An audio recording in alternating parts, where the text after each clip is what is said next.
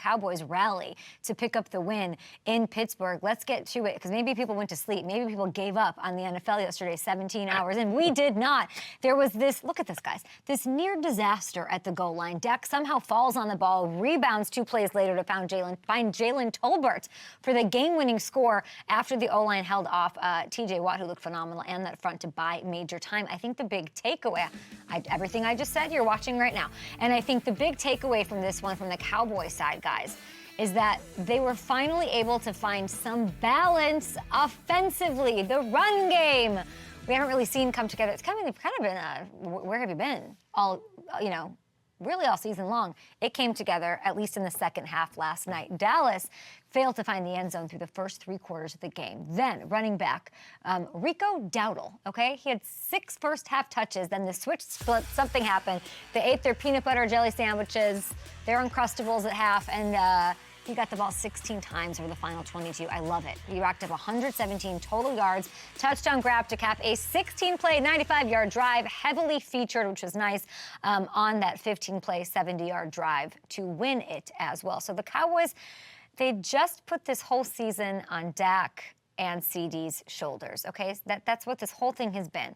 So seeing guys like Rico and Jalen Tolbert step up, that's a huge development if Dallas wants to string together some wins and start looking like a threat in the NFC again. And Hamilton, I'll bring you in here again. With the lip reading, I love what Collinsworth did, because he's like, I don't know what he's saying, but he makes it sound like he knows. He's like, I'll leave it to you, wink, wink. Like, I know what he's saying. He probably didn't know what he was saying. Nobody knows what he was saying.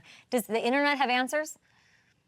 The CD Lamb play you're talking about, Dak's interception? Mm-hmm. Yeah, so he was telling Dak to throw him a jump ball in that situation. Jump ball 4, something. Okay. Yeah, give me a jump ball 4. Yeah. I'm waiting for the day that NBC won't do it first. Somebody else will do it, then they'll do it like a couple seasons later. Somebody's got, who has like the this to get one of those lip readers from TikTok? You know what I'm saying? Maybe NBC does it because they pulled Khaki Guy, like maybe there's maybe there's something to, I'm trying to think of which network is the first to say, like, I mean, it's happened a lot this season, reading lips, whatever. Like there's mostly, I've only seen there's a market. There's women on TikTok who are like just impeccable at it, like literally at a fashion show, they're telling you what Selena's saying to Blake to whatever, and like it's clear as day once they do it. So I'd like to see the first NFL team to employ said lip reader into the broadcast. I'd be here for it.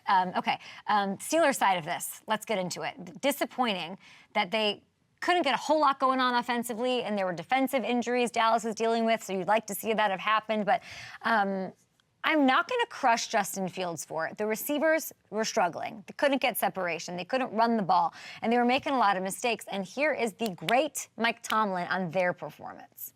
There's a fine line between drinking wine and squashing grapes in our business, and, that's an example of it.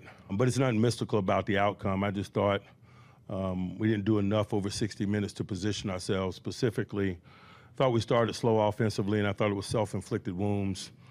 Penalties and things of that nature to get us off schedule. I mean, there was a clutch touchdown drive. They take the lead late in the 4th quarter. It was a struggle for them to sustain drives, and it has been for most of the year for this group. It sounds like there's a chance, we're hearing the whispers, that Russell takes the reins next week in Vegas, which is weird because Russell's been rumored to go to, it's a whole thing going on right now. Is that a magic fix? I'm asking you guys. Let me know on Twitter, at HeyKAdams, at Up and Adams Show, at FanDuel Sportsbook. Is that going to fix things? Is it a solve? I would say no. I think everyone has to take a big step forward on that side of the ball if they're going to have success. Okay.